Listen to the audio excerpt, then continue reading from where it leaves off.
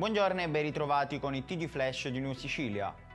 C'è un fermo nell'indagine sul caso della ragazza messinese violentata in un campus universitario di Torino. Si tratta di un minorenne. La vittima, dopo essere stata visitata prima dai medici del centro antiviolenza dell'ospedale Sant'Anna e poi da quelli delle Molinette, ha fornito un racconto dettagliato permettendo anche di recuperare il DNA del presunto aggressore. Ladri in azione nella chiesa San Giuseppe di Campobello di Licata, in provincia di Agrigento. Ignoti sono riusciti a entrare nel luogo di culto dopo aver forzato un infisso. Una volta dentro si sono recati negli uffici della canonica e negli appartamenti del parroco. Dopo aver rovistato sono riusciti a portar via un calice e una piccola somma di denaro, probabilmente le offerte dei fedeli. I poliziotti di Gela hanno arrestato un 24enne per detenzione ai fini di spaccio di sostanze stupefacenti.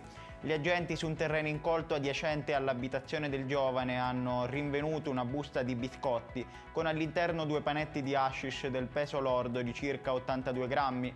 Altri 5,42 grammi della stessa sostanza sono stati trovati dentro il bauletto di un ciclomotore parcheggiato all'interno di un garage. Sono 1520 migranti ospiti dell'hotspot di Lampedusa che è al collasso dato che la capienza massima è di 350. Per oggi la prefettura di Agrigento ha disposto un doppio trasferimento per un totale di 650 persone. In mattinata 450 verranno imbarcati sul traghetto di linea veronese che giungerà in serata a Porto Empedocle e successivamente altri 200 lasceranno l'isola con la motovedetta della Guardia di Finanza. Ed è tutto per questa edizione, il prossimo appuntamento sarà alle ore 14.